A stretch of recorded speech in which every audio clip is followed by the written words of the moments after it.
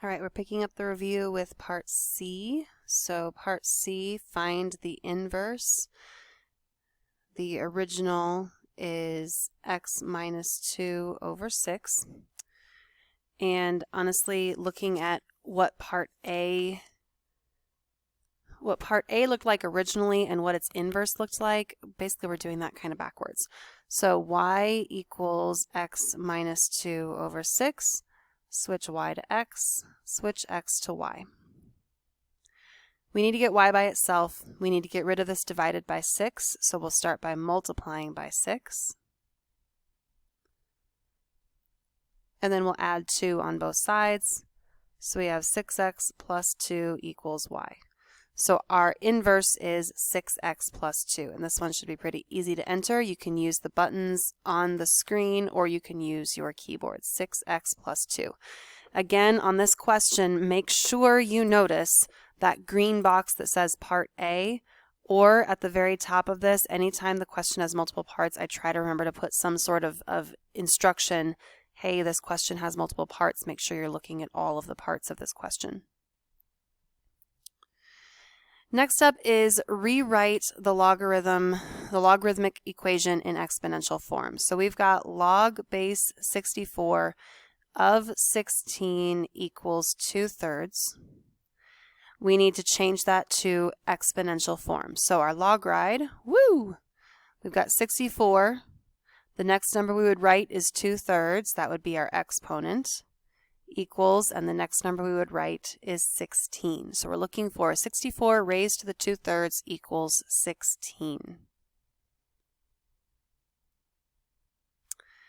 And next we're going to do the other direction. So we've got something written in exponential form and we need to rewrite it in logarithmic form. So we write log. The first number we write is 4, so it's base 4. That automatically will eliminate 2 of our possible answers. The next number we write is 1/64, so that'd be the number inside the log. And then the last number we write is the equals -3. So we want the one that's log base 4 of 1/64 equals -3. And for our last question, evaluate the logarithm. Remember when we have log base 2 of 14, if you have one of the fancy TI-84 plus calculators, you can do alpha window 5 to get this on your screen. But most of us don't have that calculator, so we use the change of base formula. That would be doing log button 14, close your parentheses, divided by log button 2, close your parentheses. So on any calculator, you can do log button 14, close your parentheses, divided by log button 2, close your parentheses. We get 3.807354922. They want 3 places after the decimal. So make sure you look at the number after that. If that number is 4 or less, we leave it alone. If it's 5 or above, we would shove it up to 808. But it is 4 or less, so we're going to leave our answer as 3.807. And this is a text answer.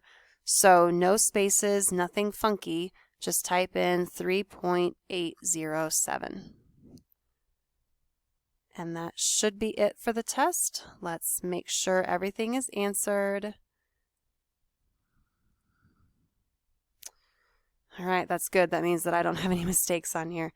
And remember, you can go through and look at your answer choices. So if you did something wrong, you can go check what that is.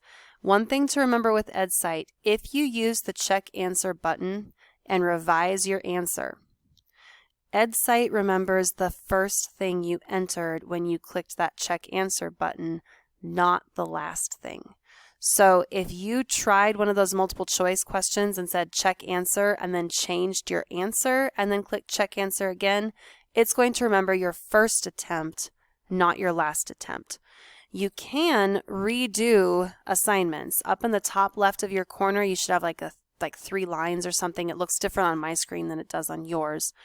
But you can click there, go to my assignments, And then next to the assignment, there's a button that'll say like retake or retry or redo or something. So you can redo this assignment to see what grades you get.